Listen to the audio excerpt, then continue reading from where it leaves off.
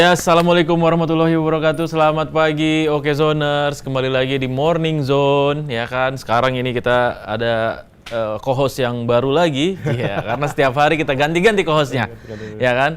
Ya, masih bersama saya Andri Susanto dan juga Alan Pamungkas. Alan Pamungkas, ya. Ini to the bone, ya. Alan to the bone, Alan Pamungkas. Dan ini ada juga Mas Dwi dan Bang Alek di sini. Yang selalu setia ya. Yang selalu setia menemani kita nih. Betul, ya betul, kan? betul. Ya, jumlahnya cuma 2 tapi suaranya 3.000 orang. 3.000 orang. Semangatnya tak pernah Semangatnya tak pernah kendor. Luar biasa. Apa nih Om? Pagi ini kayaknya yang lagi rame nih mama nih ya. Iya. Ya kan? Lagi girang nih. Iya, memang 2 hari ini pemberitaan khususnya ibu-ibu, emak-emak ya, yang ngurusin dapur sedang dihantui rasa kalut gitu tentang keberadaan gas melon 3 kg ya. Iya. Gitu. Memang beberapa hari ini pemberitaan tentang gas melon sedang ramai gitu. Kemudian dicari keberadaannya. Iya. Karena sempat menghilang. Betul. Karena memang sedang ada skema pembaruan penjualan dari gas bersubsidi dari pemerintah gitu. Nah, Pemerintah awalnya hanya menginginkan gas bersubsidi 3 kg itu dijual langsung oleh agen pangkalan. Agar tidak terjadi penimbunan kemudian markup dari harga yang di harga eceran tertinggi ecerannya gitu. Karena memang harga ecerannya ini kan sekitar 15 sampai 16 ribu kan per galonnya itu. Per tabungnya gitu. Per tabungnya itu sekitar segitu. Nah, ketika dijual di eceran, harganya kemudian naik menjadi 25 ribuan gitu, 26 ribuan. Dan kemudian pemerintah berharap tidak adanya kebocoran itu. Tapi apa yang dilakukan pemerintah kemudian menimbulkan masalah baru akhirnya kemarin itu. Bahwa keberadaan gas 3 kg ini hilang dari peredaran gitu. Jadi, karena nggak dijual di warung eceran ya? Iya, ibu-ibu itu susah untuk mencari gas gitu. Kemudian juga pedagang-pedagang kecil gitu. Iya. Bingung nyari gasnya di mana? Mencari gasnya di mana gitu. Akhirnya Presiden Prabowo kemudian mengutus Menteri ESDM Bapak Bahlil untuk segera menyikapi kasus ini dengan seksama gitu. Kemudian muncullah kabar baik gitu, kabar baik dari Menteri Bahlil bahwa Prabowo akhirnya mengizinkan kembali gas 3 kg ini untuk dijual di eceran gitu. Iya. Dan memang harusnya kebijakan pemerintah ini harus benar-benar dipelajari dan ini dulu ya, di riset dulu gitu ya. Karena kan awalnya kan gas 3 kilo ya secara aturan sebenarnya bagus ya. Iya kan? Betul. Yang pertama itu untuk memberikan gas bersubsidi ini tepat sasaran kepada masyarakat kalangan bawah gitu ya. Yang belinya juga harus pakai KTP tuh. Betul. Ya kan? Terus kemudian tidak dijual eceran tapi dijual di pangkalan. Ya kan? Terus kemudian ini juga mencegah terjadinya pengoplosan gas tuh, Pak. Iya. Ya kan? Jadi dibelilah gas-gas yang bersubsidi, terus kemudian dipindahkan gasnya ke tabung yang tidak bersubsidi. Dijual dengan harga yang tidak bersubsidi. Itu kan kejahatan tuh. Betul. Ya kan? Nah, tetapi yang jadi persoalan adalah pangkalan-pangkalannya ini, ya kan nggak banyak nih, Om. Iya. Ya kan? Pangkalan-pangkalan jaraknya jauh dari perumahan warga. Betul. Akhirnya membuat tingginya demand ya. Iya, tingginya demand, warga kelimpungan, nyari tabung gas 3 kilo di mana, ya kan? Ya akhirnya juga kesulitan gitu. Mau yang pedagang yang kecil ya, pedagang kecil, ya pedagang gorengan, pedagang nasi uduk, itu semua pada pusing tuh. Iya, nyariin tabung gas. Penjual warteg dan segala macamnya, warung-warung ya kan, ibu-ibu rumah tangga ya kan, gasnya habis sore hari nggak tahu mau beli di mana, ya kan, malam-malam gasnya habis, bingung mau masak besoknya gimana ceritanya gitu. Nah, sebentar lagi kita mau ngadapin bulan Ramadan. Iya. Ya kan? Betul. Dan kalau semakin langka gas 3 kilo kan semakin bahaya pusing ya orang-orang ya. Nggak ada takjil nanti kan, bahaya. Nggak ada pisang goreng, Mbak. Ya, jadi memang niat awalnya sih memang bagus gitu ya. Iya. Karena kan gini, dari agen pangkalan ke pengecer ini yang tidak bisa dikontrol oleh pemerintah nih. Betul. Disitulah muncul penimbunan, kemudian pengoplosan apa segala macam gitu. Nah, pemerintah ingin memotong hal itu gitu. Tapi sayangnya memang seperti yang Mas Andri bilang di awal tadi bahwa agennya sedikit gitu. Ketika agennya nggak sedikit, banyak, kemudian demand-nya tinggi, akhirnya menimbulkan penumpukan jual beli gitu. Apalagi kalau di desa gitu misalnya ya, di 3 desa 1 pangkalan aja gitu kan, di 1 titik gitu. Buset nih orang dari 3 desa harus ke situ gitu. Iya, antri. Lah kan? Antri. Bahkan kasus agak antrian ini kan menimbulkan korban kan gitu. Nah, iya. Ada satu ibu-ibu yang meninggal di daerah Tangsel kalau nggak salah itu. Iya, di daerah Pamulang. Di daerah Pamulang itu meninggal karena kelelahan mengantri gitu. Nah, tapi itu dibantah tuh katanya tuh ceritanya, dibantah katanya ibu itu tidak mengantri. Bantahannya dilihat dari CCTV, ibu itu bisa membeli gas langsung di pangkalan, cuman memang dia harus melakukan perjalanan yang agak jauh lah gitu dari rumahnya. Karena dia dari pagi udah jualan nasi uduk, di tengah-tengah udah habis gasnya, terus dia pergi itu beli. Balik-balik sakit ceritanya gitu, iya. Tapi yang memang tidak bisa dipungkiri bahwa antrian itu ada. Antrian itu ada, betul. Antrian itu ada. Dan beruntung sih maksudnya Pak Prabowo cepat bertindak gitu. Yang saya salut adalah mendengarkan aspirasi yang ada di bawah gitu, mendengarkan masukan bahwa ini harus disikapi dengan cepat.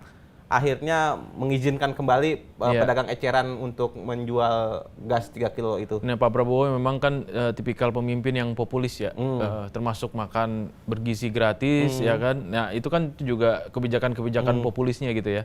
Jadi ngelihat kondisi seperti ini mestinya memang harus ada riset yang lebih dalam lagi nih gitu. Apakah diperbanyak pangkalannya gitu kan, ataukah memang si warung-warung eceran ini disertifikasi, Pak?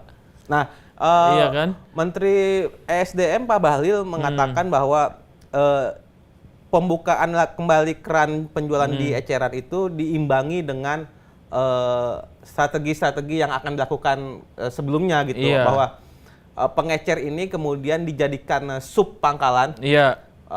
Jadi kemudian para pengecer ini didata oleh Kementerian dan Pertamina, kemudian mewajibkan untuk mengisi sebuah aplikasi gitu semacam itu. Dan dikontrol jumlahnya. Jadi akhirnya memang penjualan tetap terkontrol oleh Pertamina dan Kementerian gitu terkait. Bahwa tidak ada jual beli markup, tidak ada pengoplosan, dan kemudian tidak ada lagi penimbunan gitu. Jadi memang akhirnya pengecer ini tapi memang ini bertahap ya Mas Andi, tidak bisa langsung. Pak Menteri juga mengatakan bahwa ini sembari berjalan, bahwa pengecer itu kemudian dijadikan sub pangkalan gitu. Jadi memang ya bertahap lah, kemudian kita harapkan bisa ini. Ya, kemarin kan sempat rapat dengan DPR juga ya, dan sempat dicecer juga Pak Bahlil tuh ya dengan anggota Komisi 12 ya. Dan memang kondisinya memang ya seperti itu gitu. Maksudnya ini langkah yang baik, tetapi apakah ini bijak gitu? Karena banyak ternyata masyarakat di kalangan bawah yang kesulitan ternyata untuk mendapatkan gas LPG 3 kilo. Itu di satu sisi ya, ya Om ya. Maksudnya gas ini memang dibutuhkan oleh masyarakat kalangan bawah. Nah, yang kita harus berikan kesadaran juga nih kepada masyarakat menengah ke atas nih, ya kan? Ini kan gas bersubsidi nih. Ya kan, kalau misalnya dikiranya mampu gitu kan, ya harusnya jangan beli yang subsidi dong. Nah, itu maksudnya. Jangan beli yang subsidi. Nah, yang jadi persoalan sekarang semua rumah tangga, mau dia kaya, mau dia miskin, pasti punya gas 3 kilo, Pak. Iya. Ini emang menjadi PR pemerintah juga. Nah, PR pemerintah pendataan ya, mengedukasi masyarakat juga bahwa belilah gas yang non subsidi gitu. Iya, kalau misalnya mampu, ya belilah gas yang non subsidi gitu, karena bukan haknya. Ada yang warna pink, ada yang warna biru, silahkan pilih mana yang sesuai dengan kemampuan. Yang warna pink 5 kilo ada. Betul. Iya kan? Yang biru ada yang 12 kiloan kan gitu. Iya, betul. Jadi pilih sendiri dan bisa diantar jemput juga. Jadi nggak perlu antri. Gitu. Bapak yang nganter. Kalau di pakai motor. Kalau di kompleks saya yang itu ada yang nganter gitu. Ada yang nganter ya. Iya, gitu. Pakai motor 3 roda itu kan. Jadi memang buat zoners di luar sana yang yang kebetulan mampu untuk bisa membeli gas yang bersubsidi, belilah yang bersubsidi. Biarkan yang beli yang tidak bersubsidi, beli yang tidak bersubsidi gitu. Yang subsidi tuker-tuker bukan hak Anda gitu. Iya, betul. Kira tuker-tukernya ya. Iya, ini itu sama kejadiannya dengan ini sebenarnya. Sama kejadiannya dengan Pertalite itu. Pertalite ya. Iya kan? Mobil mewah, parkir ya kan, ngisi bensin ternyata masih Pertalite juga.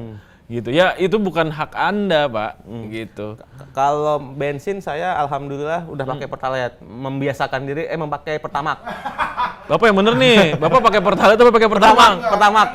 Memakai Pertamax. Iya. Pertama karena tidak antri gitu. Iya. Jadi saya mengeluarkan uang lebih untuk tidak antri lah kira-kira gitu. Karena kalau di tempat saya yang subsidi itu antriannya panjang banget. Iya. Gitu. Nah, itu juga ya kejadian kan gitu. Mobil dengan CC yang besar, ya kan harusnya kan kalau udah punya mobil CC besar, otomatis pajaknya juga besar. Iya. Otomatis dia mampu untuk bayar pajaknya, dia mampu untuk beli mobilnya. Ya udah jangan nggak pakai Pertalite dong, pakainya Pertamax gitu kan. Iya, atau enggak yang di atasnya lah gitu. BTW kita ngomongin Pertamax, Pertaminanya iklan nggak nih?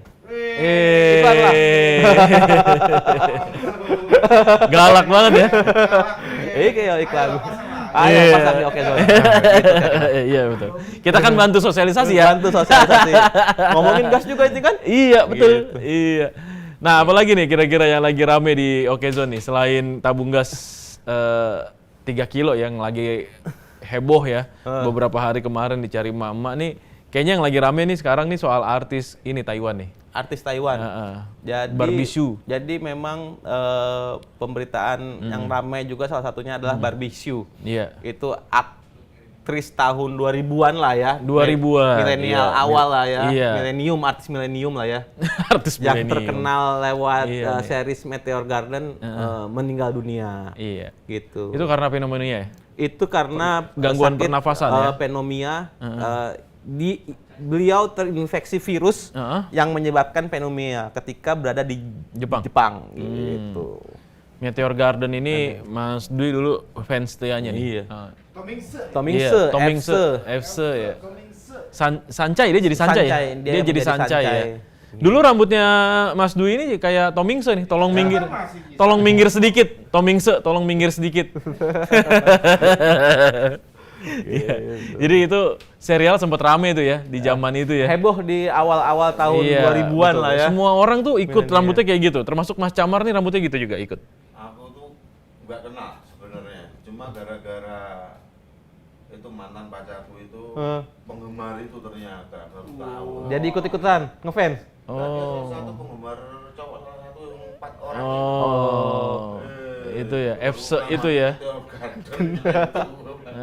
Jadi kamu tahu gara-gara pacarmu dulu nonton Meteor Garden ya, penggemar ya. Di kamar gitu. Luar biasa tuh kan. Iya. Saking hebohnya dulu Meteor Garden ya. Iya, dan memang banyak cewek kelompok-kelompok gitu. Cowok-cowoknya pasti ngeliatnya ini si Barbie Hsu. Iya, ya kan? Betul. Dan memang ini kabar yang mengagetkan ya Malen ya. Iya, terutama mendadak ya. Jadi memang idolanya para generasi milenial awal lah ya. Iya. Gitu. Kehilangan star crush-nya ya. Oh iya, teenage crush. Waktu zaman teenager ya. Dan meninggalnya juga cukup cepet ya waktunya. Cepet ya, mengejutkan karena memang terinfeksi kemudian melakukan perawatan di Jepang apa segala macam, tapi kemudian nyawanya tidak bisa diselamatkan. Gitu. Nanti kita juga berbincang-bincang dengan dokter ya masalah pneumonia ya. Kita dalami apa itu pneumonia dan bagaimana bisa terjadi ya kayak gitu ya. Gitu. Dan memang ini penyakit yang ya sebenarnya kita udah akrab dengan penyakit ini sejak zaman Covid ya. Begitu Covid itu kayaknya penyakit pernafasan tuh udah menjadi concern deh. Gitu kan. Dan semua gejala Covid awalnya disebut pneumonia kan. Iya kan? Betul. Dan kita semua parno waktu itu kan. Nah, ini apakah memang apa penyebabnya sih gitu? Apakah memang virus COVID atau mungkin yang lain gitu? Nanti kita ngobrol-ngobrol lebih lanjut dengan dokter ya untuk mengetahui seluk-beluk penyakit ini itu seperti apa, termasuk pencegahan dan cara untuk mengobatannya itu seperti apa sih supaya jangan terlambat gitu. Iya betul. Ya kan? Tapi memang kabar terkait soal Barbie Show ini memang cukup mengagetkan dunia maya ya. Hampir semua teman-teman saya mungkin karena seumuran ya. Jadi semuanya nonton Meteor Garden, mereka tuh semua shock gitu ngelihat karena usianya masih muda ternyata Om. Dia lah kelahiran tahun 1976, berarti masih kurang lebih umurnya tuh 48 tahun atau 49 tahun gitu, dan ya masih terbilang muda gitu ya untuk ukuran artis ya. Dan ya tiba-tiba ada kabar duka seperti ini juga pastinya akhirnya membuat para fans Meteor Garden juga ikut sedih lah ya. Gitu. Dan ya itu nanti kita bahas lebih lanjut di segmen kedua. Tapi ada berita juga yang menarik nih Om. Terkait soal naturalisasi nih. Ya, kita udah banyak bola di sini, saya lupa tadi mau ngebahas naturalisasi. Iya kan? Iya betul. Nah itu naturalisasi, ini infonya sudah mau di tahap akhir ya. Jadinya tim PSSI dan juga tim dari Kementerian Hukum itu juga semuanya sudah jalan ke Inggris ya untuk menaturalisasi 3 orang pemain katanya. Iya. Jadi memang Komisi 10 DPR RI sudah memutuskan akan memberikan rekomendasi pemberian kewarganegaraan bagi 3 warga negara Belanda gitu kan untuk menjadi WNI. Mereka adalah tim Henry Victor Guypens, kemudian Dion Wilhelmus Eddy Mark, kemudian terakhir adalah Ole Romeni gitu. Ole Romeni ini yang diproyeksikan nanti untuk menjadi armada di tim senior kita. Iya, mau dibawa kemana ya? Armada kan mau dibawa kemana? Menjadi skuad di tim senior gitu untuk menambah kekuatan di tim senior. Kemudian dia jadi striker lah ya? Iya, yang mengisi kekosongan striker selain Rafael Strijk. Kemudian yang tim Henry ini kemudian dan Dion itu diproyeksikan sebenarnya untuk bisa masuk kepada U20. Yang sebenarnya agak sedikit terlambat nih Om. Harusnya sebelum-sebelumnya itu sudah bisa menjadi warga negara, tapi karena terkendala reses di DPR gitu. Oh iya, di awal tahun ya. Akhirnya sedikit tertunda gitu. Jadi tidak bisa mengikuti ajang U20 kemarin tuh. Gitu. Ya mudah-mudahan bisa segera gabung ya, segera ketiga pemain ini memperkuat Garuda, ya kan, baik itu timnas Garuda maupun Garuda Muda nih, ya kan, dan bisa lah langsung nanti, apalagi oleh Romeni nih kita tunggu ya kiprahnya ya di kualifikasi Piala Dunia, ya kan, di bulan Maret. Seru nih pasti nih. Skuad baru dengan jersey baru. Iya, cocok. Nice. Kita puji-puji dulu, emang jersinya cakep. Serius. Yang merah atau yang putih? Kalau saya sih pribadi ya, suka sih yang putih gitu. Oh, yang putih kayak timnas Jerman, Pak. Yang putih agak sedikit, walaupun memang agak sedikit kontroversi itu maksudnya.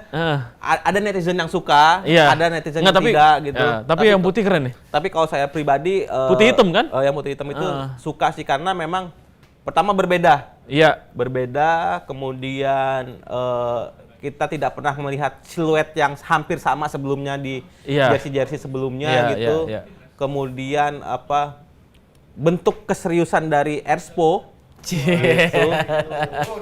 untuk keseriusan dari Erspo, bagaimana mereka belajar gitu ya setelah dibully kemarin. Kemudian belajar, kemudian akhirnya mengeluarkan produk yang bisa diterima oleh pecinta sepak bola Indonesia. Nggak ada komplain ya? Nggak ada komplain. Dari sisi desain oke, dari sisi warna oke, ya kan. Terus kemudian yang merah ada garis putihnya ya, ya kan. Terus kemudian yang putih itu ada tone hitamnya di lengan ya. Wah itu keren sih, sama di kerah tuh. Buat kondangan cakep tuh ya. Buat kondangan cakep. Buat kondangan ya nggak juga Pak, masa buat kondangan. Tapi paling nggak itu ada kebanggaan gitu, ya kan, nanti kita belilah supporter isunya ya. Yang paling murah kan supporter isu nih, ya kan. Atau mau di endorse boleh ya? Boleh, kita pakai terus deh, asal ada timnas. Jadi setiap ada timnas kita pakai ya. Iya. Dengan jersey baru, pemain baru nih kayaknya semakin semangat dengan kepelatihan baru ya. Di bawah kepemimpinan Patrick Kluivert, mudah-mudahan timnas Indonesia bisa jadi juara lah. Gitu dan tembus Piala Dunia. Amin. Amin. Iya. Oke Zoners, jangan kemana-mana. Di segmen kedua nanti kita akan banyak ngobrol. Tadi udah janji dengan dokter spesialis paru ya. Betul. Dan kita akan kita akan banyak membahas tentang penyakit pneumonia yang dialami oleh Barbisu juga. Ya kita nanti ngobrol-ngobrol seperti apa penyakitnya, terus kemudian apa gejalanya, terus kemudian bagaimana cara pencegahannya gitu ya dengan dokter ahlinya. Jangan kemana-mana, tetap di Morning Zone. Ya, kembali lagi di Morning Zone, masih bersama saya Andri Susanto dan juga Om Alan. Alan Pamungkas. Pamungkas, ya. Yeah. Ini kita masih bahas tadi ya soal penyakit pneumonia yang dialami oleh Barbisu ya, aktris Taiwan. Ya, yang terkenal lewat filmnya itu ya. Seriesnya Meteor Garden. Nah, sebenarnya kita penasaran ya Om Alan ya. Pneumonia ini penyakit apa sih gitu, terus kemudian gimana sih gejalanya, dan sekarang ini kita sudah terhubung nih dengan Dr. Eva Sridiana SPP, dokter spesialis paru di Rumah Sakit Harapan Bunda. Halo, selamat pagi dok. Halo dok. Halo, selamat pagi semua. Iya, apa kabar dok? Sehat ya dok? Sehat, insya Allah harus sehat. Harus sehat dok, betul. Dokter Eva, kita mau ngobrol-ngobrol nih kan, Dokter Eva juga mungkin pecinta film Meteor Garden kayaknya dulu nih. Pasti update ya tentang Barbisu ini dok. Nah menurut dokter sendiri penyakit pneumonia ini sebenarnya penyakit apa sih, pernapasan ya dok ya? Nah itu gejalanya tuh seperti apa dok? Ya jadi kalau pneumonia ini adalah penyakit di parenkim paru. Jadi kalau kita itu ada pernapasan atas, ada saluran napas bawah, dan parenkim paru. Parenkim paru itu paru-paru kita ya. Jadi terjadi peradangan di paru-paru kita.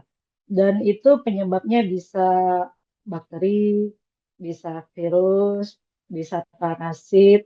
Pokoknya selain TBC ya, selain kuman TBC, kalau terjadi infeksi di paru kita sebutnya pneumonia. Gejalanya itu biasanya kalau itu akut ya, demam yang biasanya tinggi sampai menggigil, bisa suhunya sampai lebih dari 40 derajat, biasanya terjadi peningkatan demam ya. Terus perubahan dahak, tadinya mungkin tidak berwarna, jadi mungkin jadi hijau, kuning, hijau, atau bahkan sempat batuk darah. Ada rasa nyeri dada, tiba-tiba tidak nafsu makan. Jadi tanda-tandanya adalah tanda-tanda akut ya, jadi memberat dalam waktu yang cepat ya. Itu biasanya tanda-tanda dari pneumonia. Dok, kalau dilihat ya dok ya, ini kayak kok penyakitnya kok kalau dari kasusnya Barbisu ya, ini kok kayak silent killer ya dok ya. Tiba-tiba kena, terjangkit, terus kemudian tiba-tiba dia udah tutup usia aja gitu. Maksudnya ini memang akan seperti itukah, secepat itukah? Atau memang kalau misalnya kita sudah terjangkit itu memang sebenarnya ada proses yang ya sakit dulu yang kemudian bisa diobati dok? Ya, kalau artis kita ini kita memang tidak tahu ya penyebabnya apa, karena jadi gini, terjadinya ketidakseimbangan antara daya tahan tubuh, mikroorganisme, dan lingkungan. Ini yang menyebabkan seseorang menjadi sakit, dan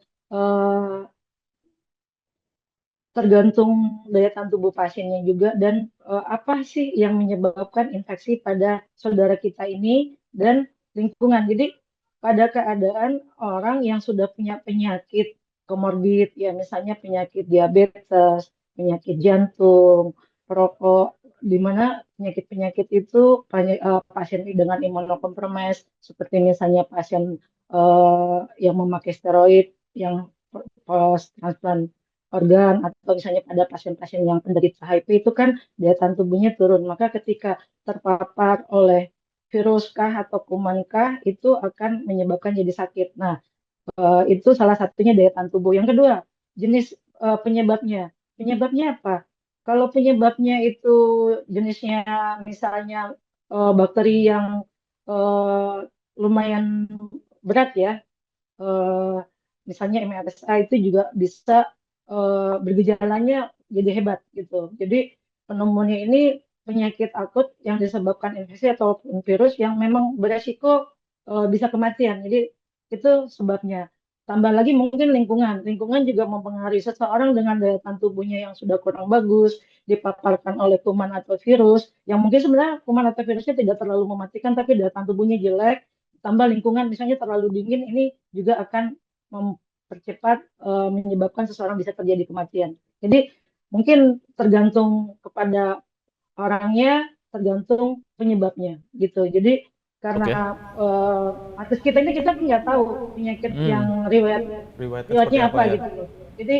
Jadi kita harus tahu riwayatnya apa nih. Nah, dia terkena kuman apa, itu biasanya sih harusnya ya waktu dia dirawat itu ketahuan cepat sih. Apakah dia hanya kena influenza juga bisa mematikan gitu kan. Dan ya pastinya waktu itu kalau nggak salah saat ini Jepang kurang dingin ya daerahnya saat ini. Dingin itu juga memperberat kondisi seseorang. Jadi ya sepertinya mungkin apapun yang masuk menginfeksi artis ini saat itu membuat penyakitnya berat ya. Jadi memang pneumonia ini bisa mematikan, bisa biasa saja, bisa bahkan di rumah sembuh sendiri gitu loh. Jadi ada 3 derajatnya, ringan, sedang, berat gitu. Nah yang berat ini ya itu mungkin yang dialami oleh saudara kita sampai sehingga terjadi kematian. Dok, ini menular nggak sih dok? Karena kan sebelumnya menurut ceritanya ya Barbie ini kan sebenarnya merayakan tahun baru Imlek juga di Jepang nih dok. Dan memang kan perayaannya rame ya di sana gitu. Jadi banyak berkumpul dengan orang-orang gitu. Apakah ini penyakit yang memang bisa menular atau enggak sih sebenarnya? Jadi kalau pneumonia itu penyakit menular biasanya. Karena itu kan penularannya melalui udara ya. Jadi gini, waktu itu yang di sana kan hanya bukan Barbisius saja, ada keluarganya dan lain-lain. Kenapa hanya dia yang meninggal, gitu kan? Pasti terpapar oleh virus yang sama, kemungkinan besar ya. Atau memang kebetulan dia ke suatu tempat yang keluarganya nggak ikut, bisa jadi. Jadi kembali lagi ya tadi tuh, ini penularan memang terjadi melalui udara. Sama seperti mungkin kita kan memang lagi musimnya nih sekarang.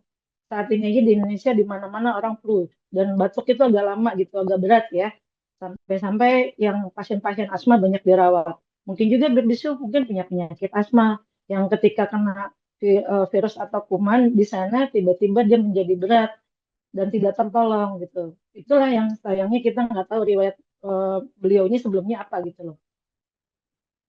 Nggak sih, Dok? Bisa memperberat sehingga menyebabkan resiko kematian. Ada gejalanya nggak sih dok kalau fenomena ini? Apa maksudnya gejala yang oh ini saya kena bukan sekedar flu biasa nih, ini ternyata fenomena nih gitu. Itu ada gejalanya nggak sih dok?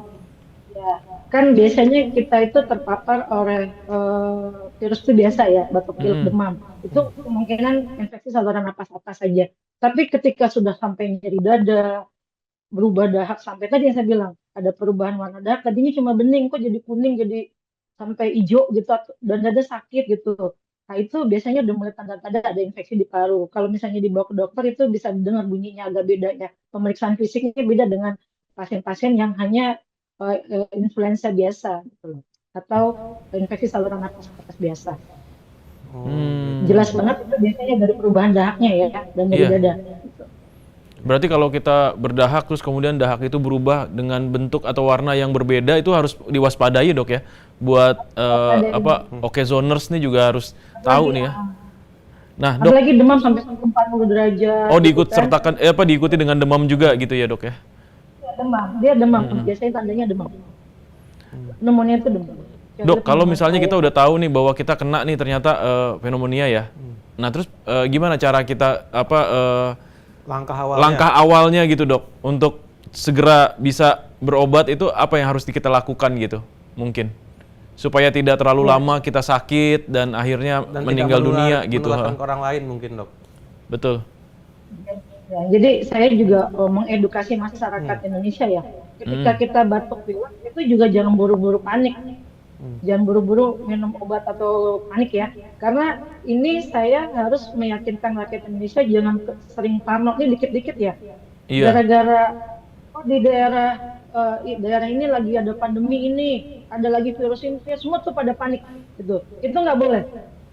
Karena ketika kita panik, daya tahan tubuh kita turun, penyakit kita jadi ada.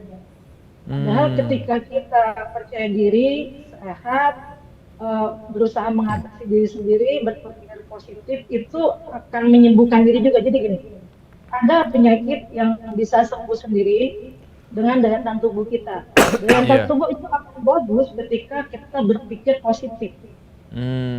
Jadi semua kunci dari kehidupan ini, dari daya tahan tubuh kita adalah berpikir positif ya. Jadi misal kita kalau batuk pilek ya cukup misalnya minum air hangat. Kalau memang air panas ya misalnya suhunya udah 38 baru kita minum paracetamol. Mungkin kita bisa pakai obat-obat warung, misalnya pakai maaf saya sebut merek, misalnya kita pakai Inza, pakai Detalgan, pakai Bodrek, apapun itu sehari 2 kita minum vitamin, kita istirahat dulu tidur. Kalau dia hanya virus, karena virus ini kan penyakit yang sembuh sendiri. Dengan kita istirahat, minum obat sesuai dengan gejala, tidur, itu bisa sembuh sendiri. Tapi kalau misalnya tiba-tiba suhu sampai 40 derajat, sampai dada udah nyeri, itu sebaiknya cepat ke dokter untuk diperiksa ya. Jadi kalau 40 derajat sih itu udah jangan ditolerir di rumah ya.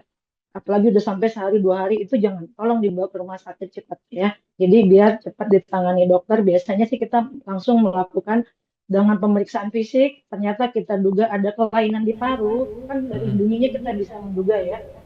Nah, itu kita lakukan ronsen segera. Dengan melakukan ronsen kita bisa tahu nih, oh ini pneumonia.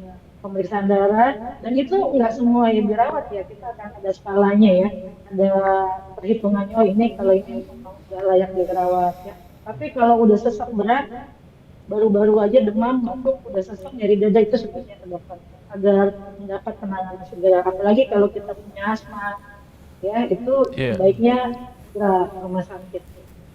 Dok, kalau dilihat ini kan tadi bagus banget nih saran dokter ya terkait soal positive thinking ini ya. Memang kita harus benar-benar punya pikiran positif karena kalau kita stres tuh gampang banget kena penyakit ya dok. Nah, menurut dokter sendiri ada pencegahannya nggak sih dok? Terutama terkait soal pernapasan nih. Sekarang banyak nih dok anak-anak muda yang olahraga. Nah tapi olahraganya malam dok gitu. Saya ngelihat di GBK tuh, waduh rame banget sekarang dok setiap malam ya.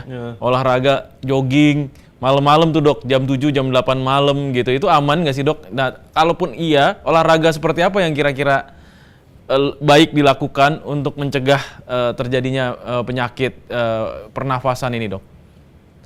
Ya, saya sebelumnya saya mau memberitahu ya, jadi kita ini saat ini Indonesia menjadi juara TBC. Ya, dan untuk penyakit yang menular melalui saluran pernapasan kita tuh setiap bulannya, terutama bulan-bulan seperti ini tuh meningkat. Ya. Kenapa begitu? Karena sekarang makin maju negara kita, di mana-mana area publik itu tertutup pakai AC, ya, tertutup pakai AC, ventilasi udaranya kita nggak terlalu bagus ya. Kita rata-rata hanya mengandalkan cahaya lampu.